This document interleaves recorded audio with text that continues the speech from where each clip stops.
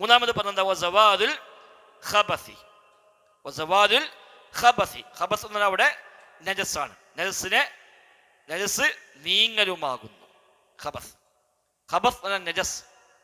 നജസ് എന്ന് പറഞ്ഞാൽ എന്താണ്? എന്താ നജസ്? അതിന് പണ്ഡിതന്മാർ ഒരുപാട് വിശദീകരണങ്ങൾ നൽകിയിട്ടുണ്ട്. ഇബ്നു ഉസൈമീൻ റഹ്മത്തുള്ളാഹി കൊടുത്തത് കുല്ലു ഐനിൻ യഹ്റുമു തനാവുലുഹാ ലാ ലിഹുർമതിഹാ വലാ ലിസ്തിഖ്ലാലിഹാ വലാ ലിളററിൻ ബിബദനിൻ ഔ അഖിദിൻ. അതാണ് നജസ് എന്ന് പറഞ്ഞാൽ ഉപയോഗിക്കൽ ഹറാമായ എല്ലാം, ഉപയോഗിക്കൽ ഹറാമായ എല്ലാം. എന്നാൽ ആ ഹറാമായത് ഈ വസ്തു നിഷിദ്ധമായത് കൊണ്ടല്ല. 2, അത് മ്ലേച്ഛമായത് കൊണ്ടല്ല. 3, ശരീരത്തിനോ ബുദ്ധിക്കോ ദോഷമാണ് എന്നതുകൊണ്ടുമല്ല. മനസ്സിലായില്ല? ശരീരത്തിനോ ബുദ്ധിക്കോ ദോഷമായ കാര്യം അല്ലാഹു ഹറാമാക്കും. ശരീരത്തിനോ ബുദ്ധിക്കോ ദോഷകരമായി ബാധിക്കുന്ന ഒരു സംഗതിയെ അല്ലാഹു തആല ഹറാമാക്കും.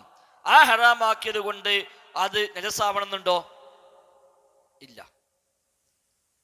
ശരീരത്തെ ദോഷമായി ബാധിക്കുന്ന ഒരു ഭക്ഷണം കഴിക്കാൻ പാടില്ല എന്ന് പറയും. ആ ഭക്ഷണം നജസായിക്കോളുന്നില്ല, പക്ഷെ നമുക്ക് കഴിക്കാൻ പാടില്ല. ഒരു സംഗതി ഹറാമാന്ന് പറഞ്ഞുകൊണ്ട് നജസാവോ? ഇല്ല. ഇഹ്റാമിൽ പ്രവേശിതാക്കി വേട്ടയാടാൻ പാടില്ല, ഹറാമാണ്. അതിനർത്ഥം ആ വേട്ടമൃഗം നജസാണെന്നാണോ? അല്ല. അതേപോലെ ഉപയോഗിക്കാൻ പാടില്ല എന്ന് പറഞ്ഞത് ചിലത് മ്ലേച്ഛമാണ്. ഇപ്പൊ കഫം അല്ലെങ്കിൽ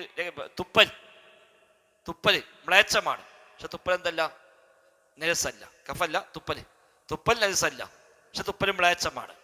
അപ്പൊ ഇങ്ങനെ മ്ലേച്ഛമായത് കൊണ്ട് പാടില്ലാത്തതല്ല, ദോഷകരമായത് കൊണ്ട് പാടില്ലാത്തതല്ല, ആ വസ്തു ഹറാമായത് കൊണ്ട് പാടില്ലാത്തതുമല്ല. അതൊന്നുമല്ലാതെ ഒരു സംഗതി ഉപയോഗിക്കാൻ പാടില്ല എന്ന് അല്ലാഹ് പറഞ്ഞു. അതാണ് നജസ് എന്നുകൊണ്ട് ഉദ്ദേശിക്കുന്നത്. ഇപ്പൊ രക്തം നജസാണല്ലോ. രക്തം നജസാണ്. എന്തുകൊണ്ട്? ഈ പറഞ്ഞ എന്തെങ്കിലും ഉണ്ടോ? ഒന്നുമില്ല. പക്ഷെ അത് പാടില്ല എന്ന് അല്ലാഹ് പറഞ്ഞു. അപ്പൊ ഇങ്ങനെ ഉപയോഗിക്കൽ പറ്റൂല എന്ന് അല്ലാഹു തആല നിശ്ചയിച്ച ഏതെല്ലാം ഉണ്ടോ അത് ഈ പറഞ്ഞ ഘടകങ്ങൾ ചിലപ്പോൾ ഉണ്ടാവാം. അതൊരു പക്ഷെ ദോഷമായിരിക്കാം. ആ ദോഷമായതുകൊണ്ടല്ല നജസായത്. വേറെ കുറെ ഘടകങ്ങൾ ഉണ്ടാവും, അതിൽ ഒരു ഘടകം ഇതും ഉണ്ടാവുമെന്ന് മാത്രം. അങ്ങനെ നിശ്ചയിക്കപ്പെട്ട വസ്തുക്കൾക്കാണ് നജസ് എന്ന് പറയുക. അതിൽ അദ്ദേഹം കൊടുത്ത മറ്റൊരു വാക്ക് കുല്ലു ഐനിൻ യജിബു തതഹറു മിൻഹാ. ശുദ്ധീകരിക്കൽ വാജിബാണ് എന്ന് ഏതിനെ കുറിച്ചെല്ലാം പറഞ്ഞുവോ അതൊക്കെ നജസാണ്. അത് ശരീരത്തിലായാൽ ശുദ്ധിയാക്കണം എന്ന് എന്തിനെ പറ്റിയെല്ലാം പറഞ്ഞിട്ടുണ്ടോ അതിനൊക്കെ നജസ് എന്ന് പറയാം. അതാണ് എളുപ്പം.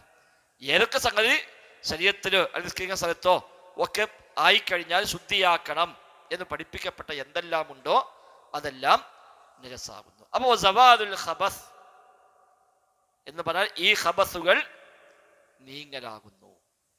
അപ്പൊ സ്വയം നീങ്ങിയാലും മതി, അല്ലെങ്കിൽ അതിനെ നീക്കിയാലും മതി.